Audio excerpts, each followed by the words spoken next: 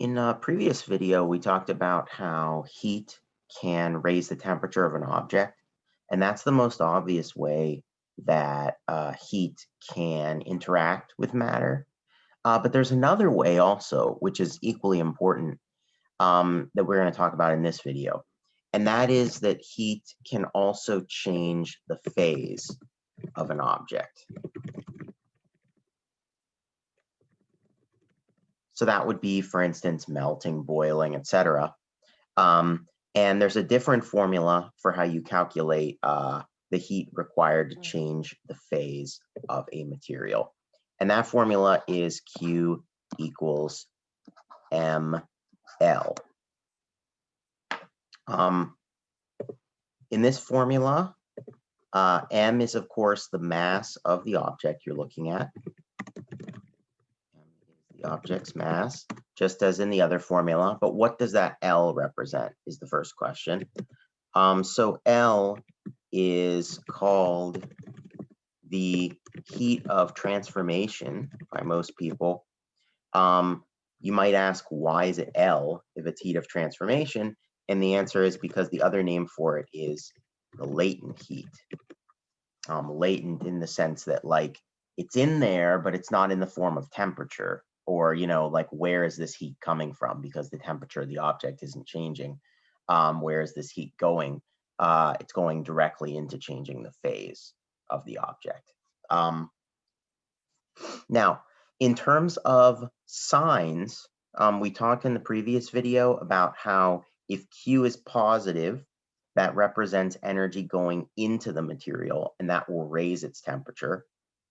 In this case, positive Q means that the material is absorbing energy to, for example, melt or boil.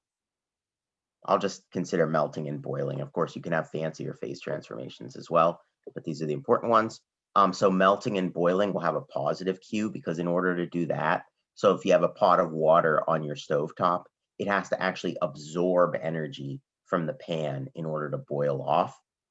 On the other hand, negative Q means that the material is giving off heat, giving off energy, let's say, to freeze or condense.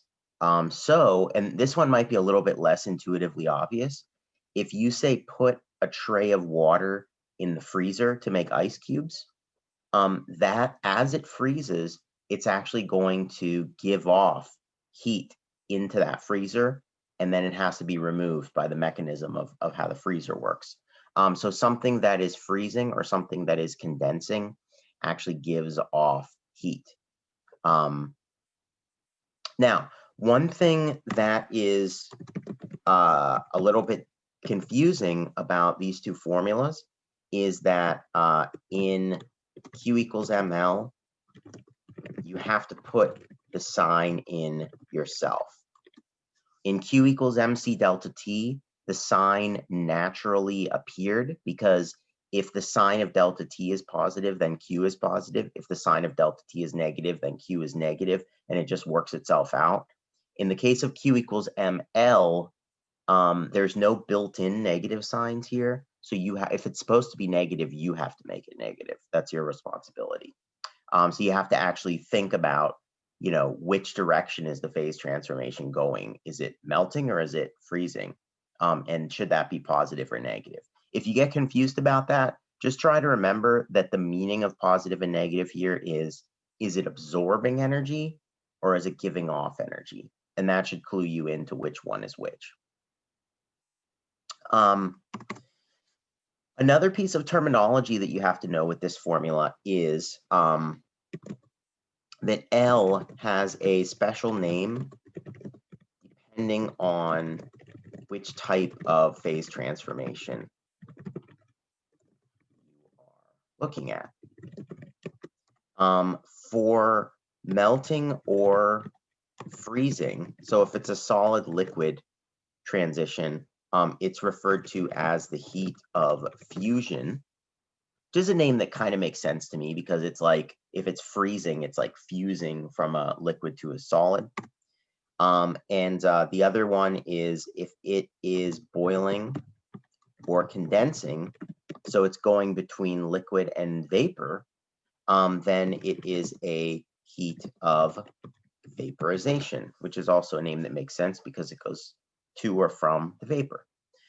So if you look up these L values, you will find normally, like if you look up L for water, you'll find two things there. You'll find a heat of fusion and a heat of vaporization reported. So you have to know the meaning of those terms and which one is which and when to use which one.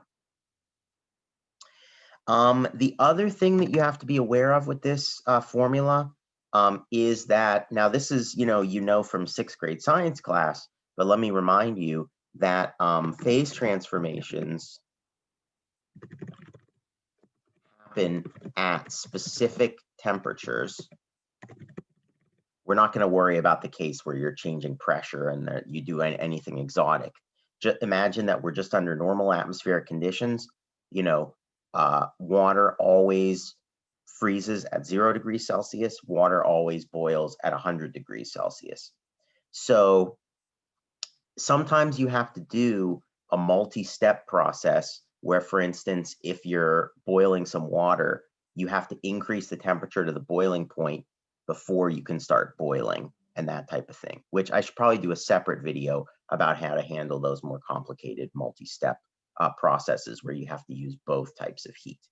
But what I wanted to say here was phase transformations happen at specific temperatures. So make sure you are at the correct temperature before you apply Q equals ml. And conversely, make sure that with Q equals mc delta T, you don't accidentally pass through a phase transformation point, because like if you're heating up water, you can't heat water from 50 degrees Celsius to 150 degrees Celsius.